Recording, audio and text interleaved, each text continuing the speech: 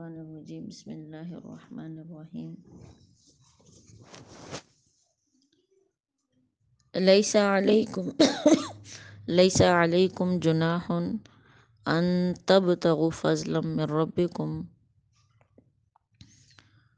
نہیں ہے کوئی گناہ تم پر کہ چاہو تو تم تلاش کرو اپنے رب کا فضل۔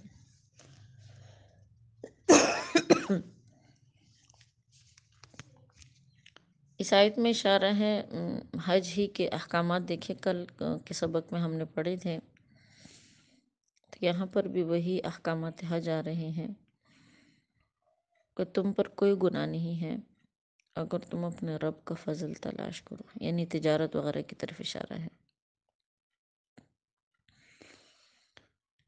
بخاری شریف میں حضرت عبداللہ بن عباس رضی اللہ تعالیٰ عنہ کی روایت ہے،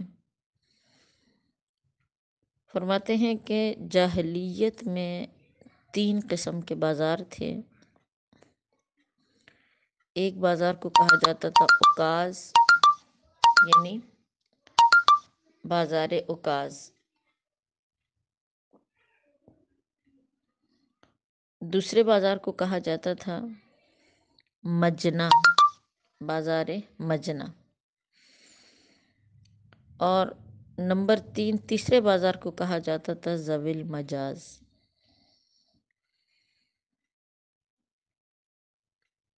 یعنی یہ 3 بازار لگتے تھے ایام حج میں، مطلب کعبہ کے ارد گرد۔ لیکن جب اسلام کا زمانہ آیا تو لوگ گناہ سمجھ کر ان بازاروں میں تجارت کرنے سے روکے۔ تو کہتے اس پر اللہ رب العزت نے آیت نازل فرمائی کہ تم پر کچھ گناہ نہیں کہ تم تجارت کر کے حلال رزق طلب کرو۔ حلال رزق کو فضل قرار دیا گیا ہے۔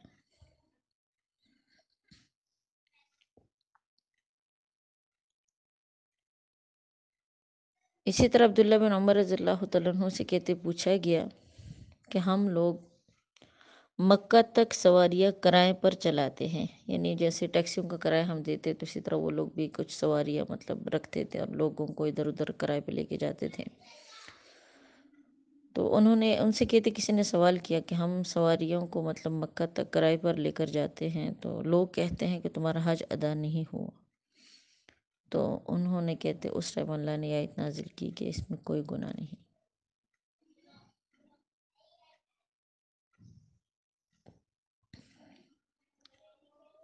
تو بہرحال آپ صلی اللہ علیہ وسلم نے عبداللہ بن عمر رضی اللہ تعالیٰ عنہ کی روایت ہے ایک اور بھی، انہوں نے فرمایا کہ کیا تم یعنی جب ان سے سوال کیا گیا تو انہوں نے کہا کہ کیا تم اوروں کی طرح احرام نہیں باندھتے، طواف نہیں کرتے، رمی نہیں کرتے؟ تو کہتے انہوں نے کہا کہ کیوں نہیں، سب ارکان ادا کرتے ہیں۔ تو کہتے عبداللہ بن عمر نے فرمایا کہ بس تمہارا حج ادا ہو گیا۔ تو کہتے یہی سوال لے کر ایک شخص اللہ کے پیغمبر کی خدمت میں اور یہی سوال کیا کہ یا رسول اللہ، ہم احرام کی حالت میں اگر جائز منافع کمائے تجارت کریں تو کیا یہ ہمارے لیے حلال ہے یا حرام، اور کیا ہمارا حج ادا ہوگا یا نہیں؟ تو اس ٹائم حضرت جبرائیل علیہ السلام یہ آیت لے کر نازل ہوئے کہ لیس علیکم جناح، تم پر کوئی گناہ نہیں، ان تبتغوا فضلا من ربکم، اگر تم اپنے رب کا فضل مطلب تلاش کرو۔ فَإِذَا أَفَضْتُم مِّنْ عَرَفَاتٍ، اور جب تم میدان عرفات سے لوٹو، فَاذْكُرُوا اللَّهَ، اللہ کا ذکر کرو کثرت سے، عند المشعر الحرام، مشعر حرام کے پاس۔ میدان عرفات کے بارے میں کچھ اہم باتیں انشاءاللہ ذکر کرنا چاہوں گی۔ سب سے پہلے تو دیکھیے بات سمجھے کہ لفظ عرفات یہ جو ہے نا یہ جمع ہے، جمع کا لفظ ہے، اس کی واحد عرفہ ہے۔ عرفات ایک میدان کا نام ہے۔ عرفات کو عرفات کہنے کی بہت ساری وجوہات ہیں، یعنی اس کی وجہ تسمیہ بہت ساری ہے کہ اس کو بھی میدان عرفات کیوں کہا جاتا ہے۔ اس کی ایک وجہ تسمیہ تو یہ ہے کہ حضرت ابراہیم علیہ السلام کو یہ مقام علامات سے بتایا گیا تھا. جب اس کو کہتے انہوں نے دیکھا تو پہچان لیا. عرفات کا معنی بھی ہوتا ہے نا پہچاننا. تو اسی مناسبت سے جب انہوں نے پہچان لیا، یہاں کے علامات دے کر میدان کو پہچان لیا، تو اسی مناسبت سے عربی میں اس کا نام پڑ گیا عرفات. عرفہ کا معنی ہوتا ہے پہچاننا.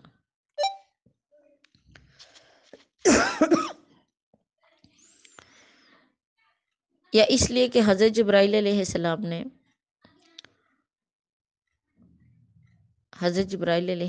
نے ابراہیم علیہ السلام کو تمام یعنی حج کے جتنے مقامات ہیں ان سب میں گھمایا. جب وہ تمام مقامات دکھائے گئے تو ابراہیم علیہ السلام نے فرمایا اس ٹائم کہ عرفتو، میں نے حج جہاں پر یعنی حج میں جانے کے لیے جن جگہوں کی ضرورت ہوتی ہے ان تمام جگہوں کو میں نے پہچان لیا. تو اس مناسبت سے اس کا جگہ کا نام پڑ گیا عرفات. کچھ اور وجوہات بھی بیان کی جاتی ہیں. عبداللہ بن عباس رضی اللہ تعالیٰ عنہ، علی رضی اللہ تعالیٰ عنہ فرماتے ہیں کہ جب حضرت آدم علیہ السلام زمین پر اترے، یعنی جب حضرت آدم علیہ السلام زمین پر اترے تو ہند میں آئے، یعنی ان کو مقام ہند پر اتارا گیا تھا. اور حوا علیہ السلام جدہ میں رہی. کہتے ایک مدت تک یہ ایک دوسرے کی تلاش میں رہے تھے.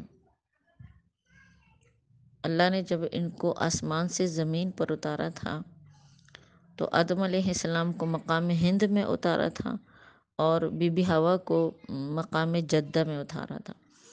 تو انہوں نے اس ٹائم ظاہر بات ہے دنیا میں یہ دو ہی انسان تھے اور کوئی انسان تھا ہی نہیں. تو انہوں نے ایک دوسرے کو ڈھونڈنا شروع کیا، تلاش کرنا شروع کیا. ایک مدت تک ایک دوسرے کی تلاش میں رہے. میدان عرفات میں آ کر دونوں ملے اور وہاں ایک دوسرے کی معرفت ہوئی. تو اس مناسبت سے اس جگہ کا نام ہے میدان عرفات. ٹھیک ہے نا، 3 اقوال ہو گئے. ایک اور قول یہ بھی ہے، اکابرین فرماتے ہیں کہ جب حضرت ابراہیم علیہ السلام نے لوگوں میں حج کا اعلان کیا اور سب نے تلبیہ سے اس کی اجابت کی، یعنی جن کو آنا تھا، ابراہیم علیہ السلام یعنی وہ ابراہیم علیہ السلام کے پاس آئے تو اللہ رب العزت نے انہیں حکم فرمایا کہ عرفات میں جائیں. علامات سے ان کو بتا دیا. جب عقبہ کے پاس ایک درخت پر پہنچے تو سامنے سے شیطان آیا. شیطان نے ابراہیم علیہ السلام کو وہاں سے لوٹانے لگا کہ مطلب وہ عرفات تک نہ آئے. تو کہتے ابراہیم علیہ السلام نے اس وقت 7 کنکریاں لی اور 7 کنکریاں ماری اور ہر کنکری کے ساتھ اللہ اکبر کہتے تھے. ہر کنکری کے ساتھ اللہ اکبر کہتے تھے.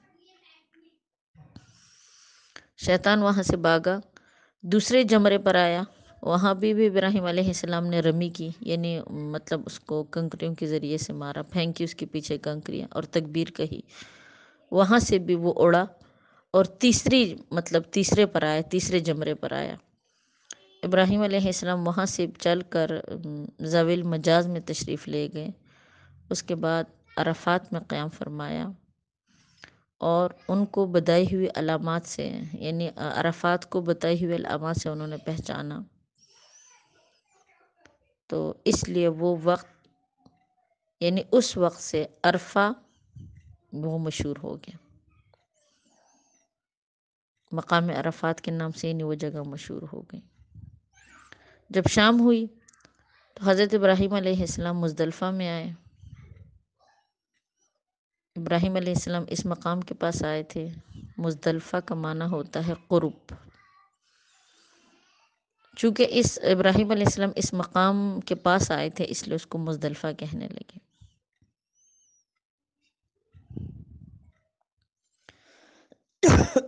بہرحال یہ ساری وجوہات اس کی ہو سکتی ہیں. عرفات ایک جگہ کا نام ہے جو ایک رکن ہوتا ہے حج کا، وہاں پر ٹھہرنا ہوتا ہے. مزدلفہ بھی ایک جگہ کا نام ہے، یہ بھی حج کے ارکان میں سے ایک رکن ہوتا ہے. منی بھی ایک جگہ کا نام ہوتا ہے.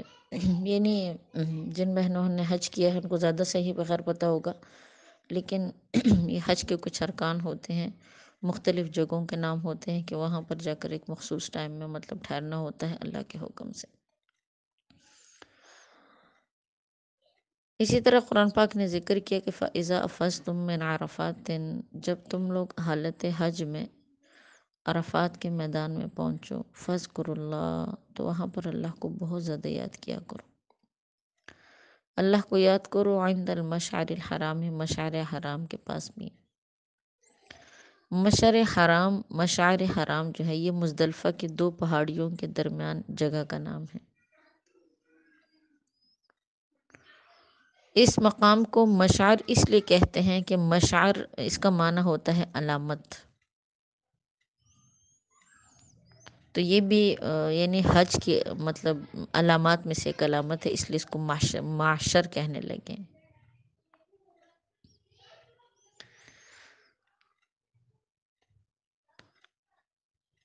وَاذْكُرُوا كَمَا هَدَاكُمْ، اور یاد کرو اسے جس طرح اس نے تمہیں بتایا.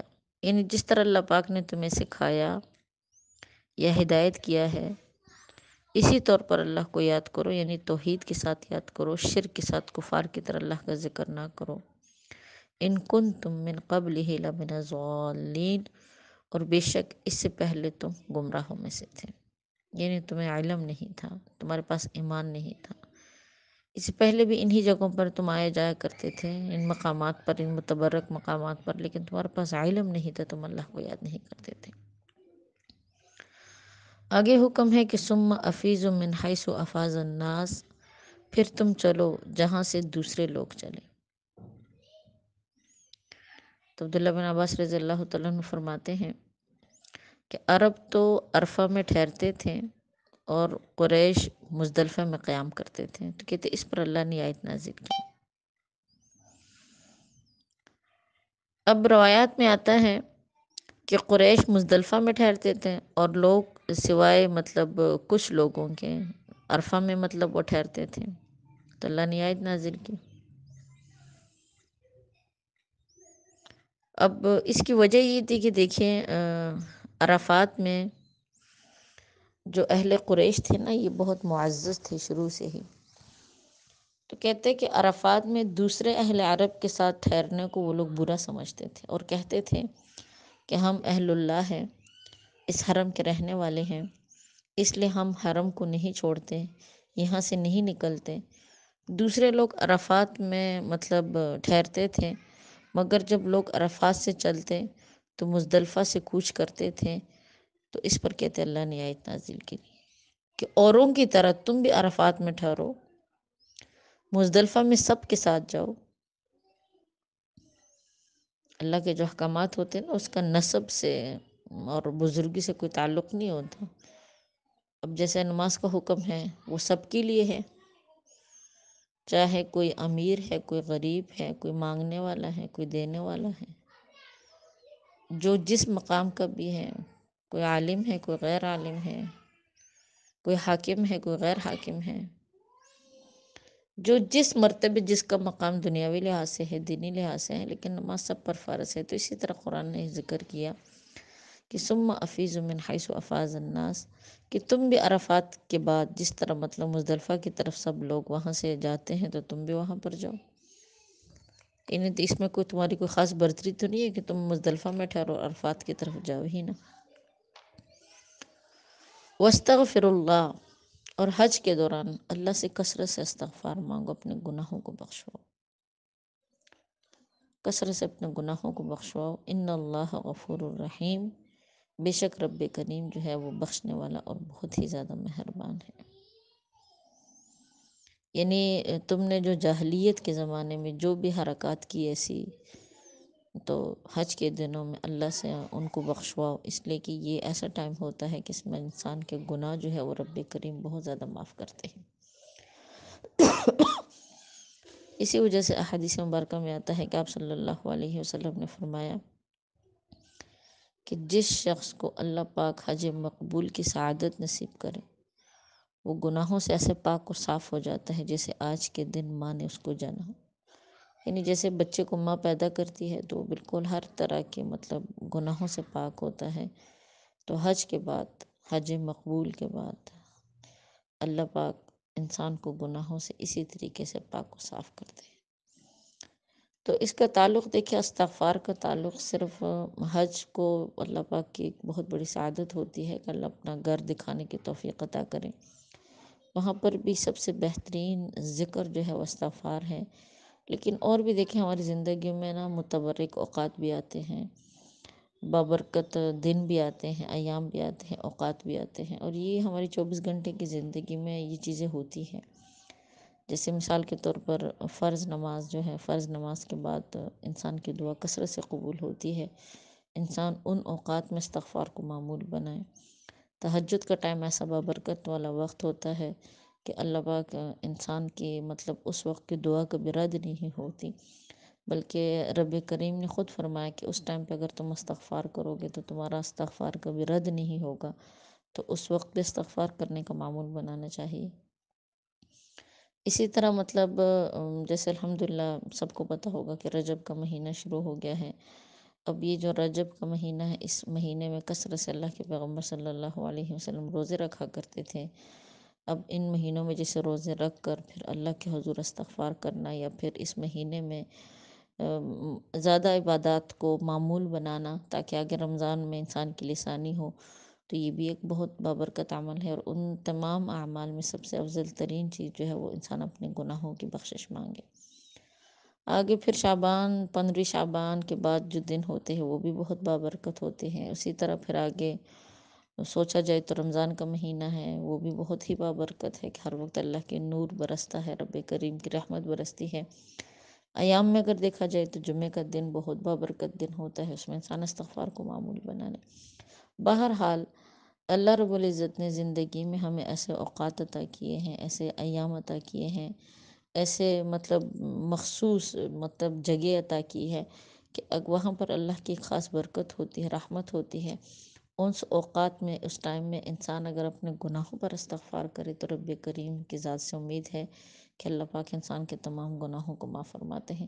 اور اگر نہیں بھی ہے تو ویسے انسان کرے، ضروری نہیں ہے کہ انہیں اوقات کو ہم مد نظر رکھیں، ویسے ہی استغفار کو معمول بنائیں، اس لیے کہ قرآن پاک میں اللہ پاک بار بار فرما رہے ہیں ان اللہ غفور الرحیم، وہ رب بہت ہی زیادہ بخشش والا ہے اور بہت ہی زیادہ رحم کرنے والا ہے۔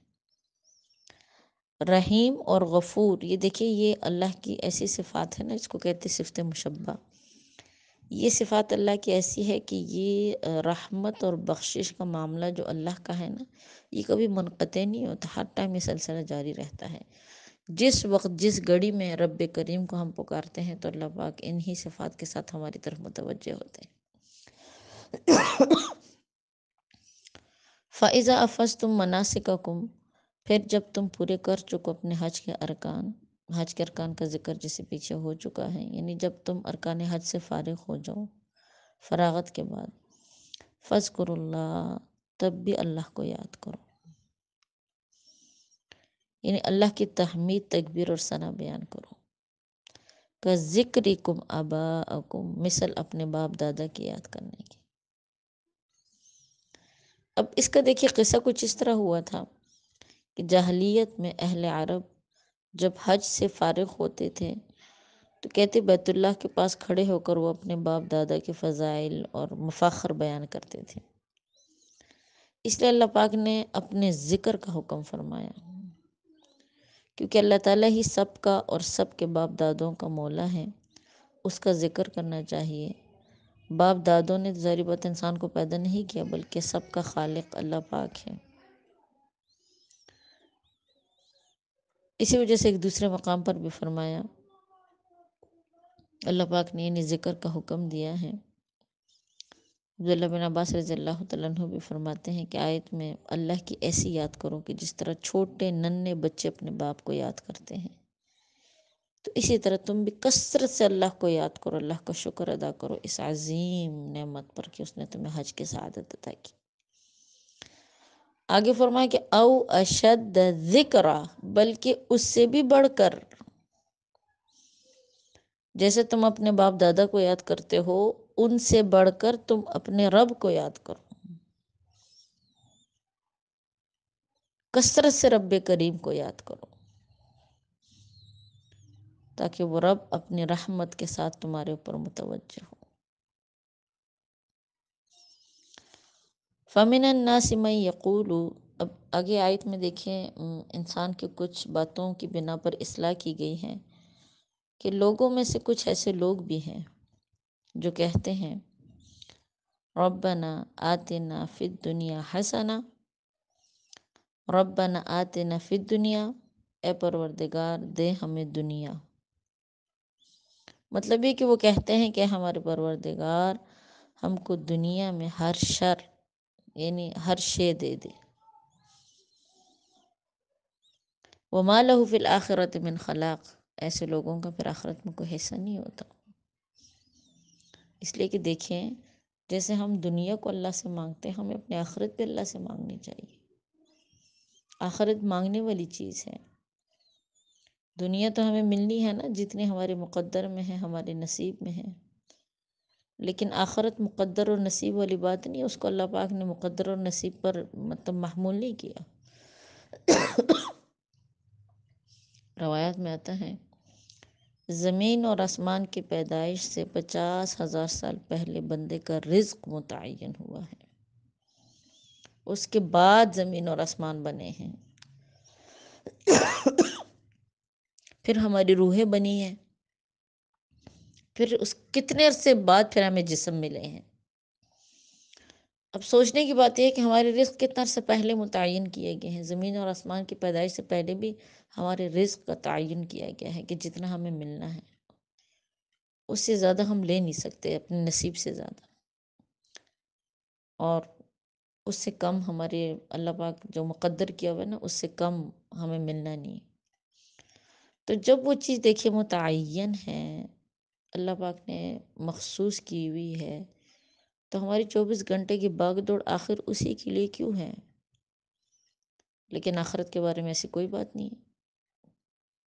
آخرت کو ہم نے کمانا ہے، دنیا میں ہم آئے ہی اس لیے ہے تاکہ اپنے آخرت بنائیں، اعمال کے سبب ہی ہم اپنے آخرت کو بنا سکتے ہیں۔ اور ویسے بھی یہ مشرکین کی عادت تھی کہ وہ کہتے ہیں ہمیشہ حج کے بعد اللہ سے ہمیشہ دنیا ہی مانگتے تھے۔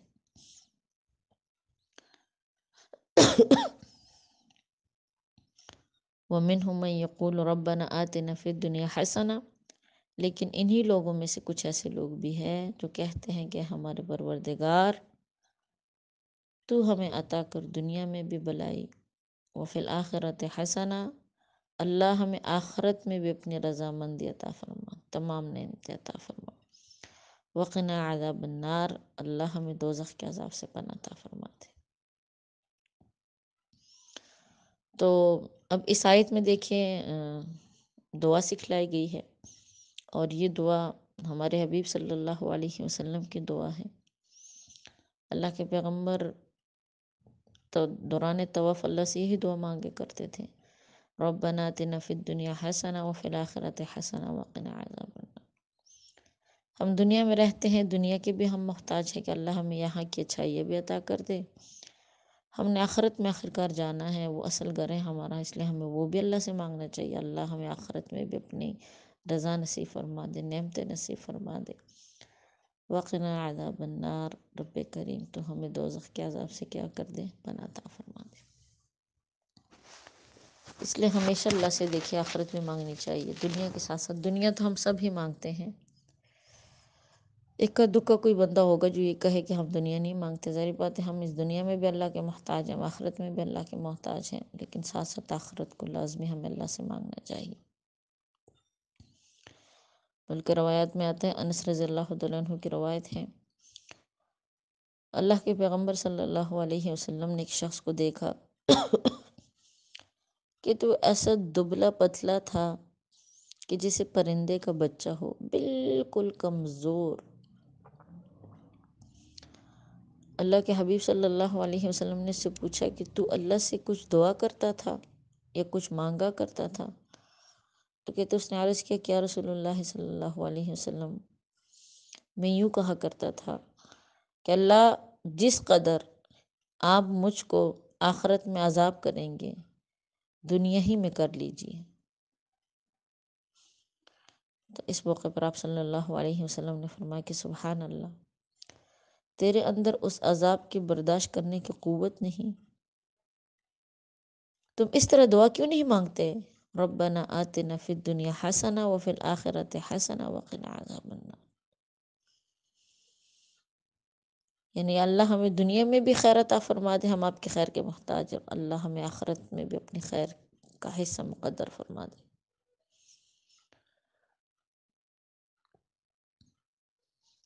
روایات میں آتا ہے کہ آپ صلی اللہ علیہ وسلم جب رکن بنی جمحہ اور رکن اسود کے درمیان ہوتے تھے تو اس دعا کو کثرت سے پڑھتے تھے۔ انس رضی اللہ تعالیٰ عنہ فرماتے ہیں کہ آپ صلی اللہ علیہ وسلم کبھی کبھار 100 دفعہ بھی یہ دعا پڑھتے تھے، ربنا آتنا فی الدنیا حسنہ۔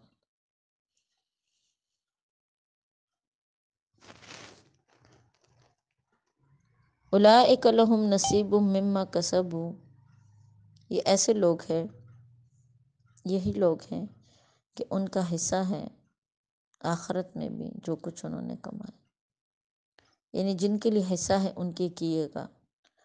واللہ سریع الحساب، بے شک اللہ پاک جلد حساب لینے والا ہے۔ وَاذْكُرُوا اللَّهَ فِي أَيَّامٍ مَّعْدُودَاتٍ، اللہ کو یاد کرو، یہ جو کچھ دن ہوتے ہیں نا اس میں اللہ کو خوب یاد کرو، یعنی حج کے جو کچھ ایام ہوتے ہیں، کچھ ہی ٹائم ہوتا ہے، کچھ ہی دن ہوتے، اتنے زیادہ تو نہیں ہوتے، اس میں رب کریم کو کثرت سے یاد کرو، اپنی آخرت کو طلب کرو۔ اور ہمارے مفسرین فرماتے ہیں کہ ایام معدودات سے مراد ایام تشریق ہیں، یعنی ذی الحجہ کے جو مخصوص دن ہیں نا اس میں اللہ کو خوب یاد کرو۔ فمن تعجل فی یومین، پھر اگر تم میں سے کسی کو جلتی ہو ان 2 دنوں میں، یعنی جس طرح کچھ کرنے میں جلدی کی کہ ایام تشریق کے دوسرے دن ہی چل دیا، فلا اثم علیہ، تو اس پر بھی کچھ گناہ نہیں، اس لیے کہ دیکھیں حج کے تو مخصوص دن ہوتے ہیں، یعنی حج کے جو ارکان ہوتے ہیں، حج جب شروع ہوتا ہے تو عرفہ کے دن سے 8ویں تاریخ سے حج کی ابتدا ہوتی ہے، یعنی 8 ذی الحجہ سے 3 دن ہی ہوتے ہیں، اور پھر 10 ذی الحجہ تک قربانی کر کے بندہ فارغ ہو جاتا ہے۔ بس کچھ لوگ پھر جلدی کر جاتے ہیں، خیر آخری جو دن ہوتے ہیں 2 دن ان میں، مطلب ایام تشریق کے جو 2 دن ہوتے ہیں وہ نہیں گزارتے، تو فرمایا گیا ہے کہ اگر کوئی شخص جس کو جلدی ہو کچھ کرنے کی جانے کی، فلا اسم علیہ، تو اس پر کوئی گناہ نہیں۔ ومن تأخر، اور جو ٹھہرا رہا ہوا حرم میں، فلا اسم علیہ، اس پر بھی کچھ گناہ نہیں، لمن اتقا، لیکن پرہیزگاری کرے، یعنی جس نے کوچ میں تاخیر کی، تیسرے دن ہی رمی کی، اس پر بھی کچھ گناہ نہیں، اور جو جلدی کیا اس پر بھی کچھ گناہ نہیں۔ اصل میں اس آیت میں اہل جاہلیت کی ایک عادت کی تردید ہے کہ اس وقت جو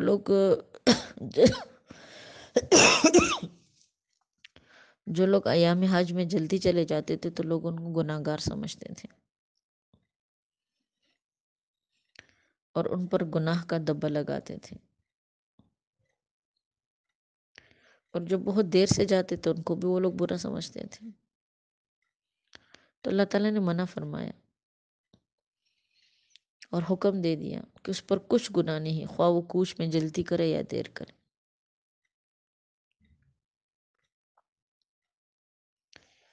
یعنی دونوں صورتوں میں تمہارے پاس اختیار ہے، لیکن شرط یہ ہے کہ ان دنوں میں تم اللہ کا کثرت سے ذکر کرو، یہ بہت بابرکت دن ہوتے ہیں۔ واتقوا اللہ، اللہ سے ڈرو، واعلموا، اور تم جان لو، انکم الیہ تحشرون، کہ بے شک تم سب کو اللہ کی طرف لوٹ کر جانا ہے۔ ومن الناس من یعجبک قولہ، اور لوگوں میں سے کچھ آدمی ایسے ہیں کہ تمہیں ان کی بات پسند آتی ہے، فی الحیات الدنیا، دنیا کی زندگی میں۔ اس کا شان نزول آپ سمجھ لیں۔ روایات میں آتا ہے کہ اخنس بن شریف بنی زہرہ کا حلیف تھا، یعنی ان کا مددگار تھا۔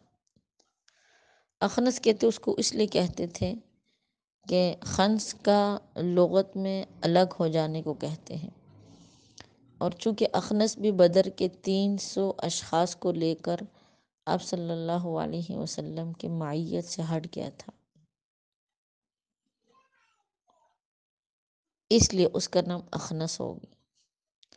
اچھا، یہ جو شخص تھا یہ بہت ہی مطلب میٹھی کلام والا تھا، خوبصورت، ملیح تھا، یعنی اس کی بات میں ایک میٹھا پان تھا، اس کی بات سننے کو دل کرتا تھا، اس کے پاس بیٹھنے کو دل کرتا تھا، بہت شیریں کلام تھا۔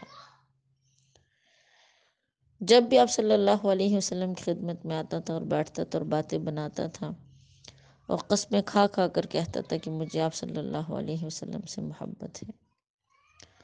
آپ صلی اللہ علیہ وسلم بھی اس کے ساتھ بہت ہی شفقت کے ساتھ پیش آتے تھے، لیکن حقیقت میں وہ منافق تھا۔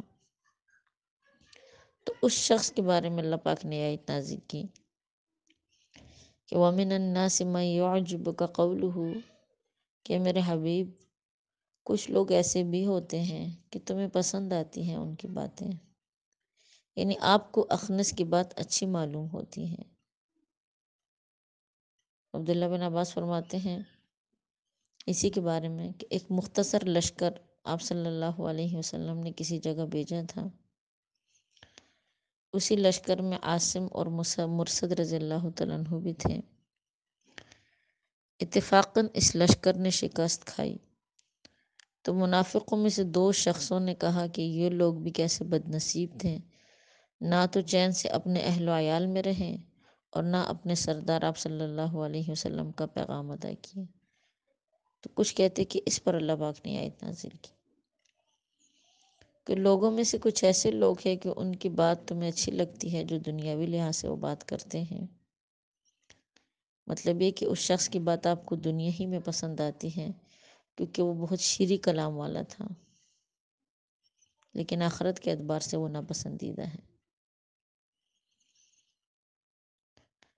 وَيُشْهِدُ، اور وہ شخص گواہ بناتا ہے، یعنی وہ منافق اللہ کی قسمیں کھاتا اللہ کو گواہ بناتا ہے، عَلَى مَا فِي قَلْبِهِ، اس بات پر جو اس کے دل میں ہے، یعنی اس پر قسمیں کھاتا ہے کہ جو کچھ میرے دل میں ہے وہ زبان کے مطابق ہے، اور وہ کہتا ہے اللہ کی قسم میں آپ پر ایمان لانے والے میں ہوں، آپ صلی اللہ علیہ وسلم سے محبت کرتا ہوں، حالانکہ قرآن نے اس کی حالت بیان کی وَهُوَ أَلَدُّ الْخِصَامِ، وہ تو سخت جھگڑالو ہے، یعنی منافق مسلمانوں سے اشد درجے کی عداوت اور مطلب خصومت رکھتا ہے۔ روایات میں آتا ہے کہ بی بی عائشہ رضی اللہ تعالیٰ عنہ فرماتی ہیں کہ آپ صلی اللہ علیہ وسلم نے فرمایا کہ اللہ کے نزدیک سب سے زیادہ مبغوض، ناپسندیدہ وہ شخص ہے جو جھگڑالو ہو۔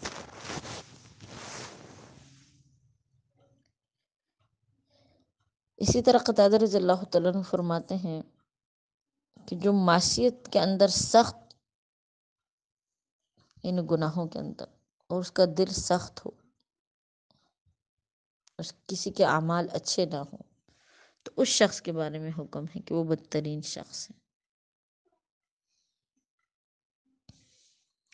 ویسے بھی دیکھیے ایک قاعدہ کلیہ ہے کہ جو بندہ بہت زیادہ منہ پہ بننے کی کوشش کرتا ہے نا، اکثر وہ پیچھے سے دل میں بغض ہی رکھتا ہے اس شخص کے لیے، ورنہ جو سچا انسان ہوتا ہے نا وہ کبھی بھی بہت میٹھا بول نہیں بولتا۔ اس کو پتہ ہوتا ہے کہ بھی میں دل سے بھی ایسا ہوں، اس کو یہ خوشامد جس کو کہتے ہیں، خوشامدیاں بہت نہیں کرتا۔ لیکن جو شخص منہ پہ بننے کی کوشش کرتا ہے، بہت میٹھے بول بولتا ہے، بہت ہی زیادہ وہ دل اور جان پہ فدا ہونے کی کوشش کر رہا ہوتا ہے بظاہر، تو وہی شخص پیچھے دل میں انسان کے لیے بغض اور حسد رکھتا ہے۔ اسی چیز کی وضاحت یہاں پر بھی ہے کہ اللہ کے پیغمبر یہ آپ کے منہ پہ تو بہت ہی آپ کی تعریفیں کرتا ہے اور محبت کے دعوے کرتا ہے اور قسمیں بھی کھاتا ہے، لیکن حقیقت میں شخص جو ہے یہ سخت جھگڑالو ہے۔ آخر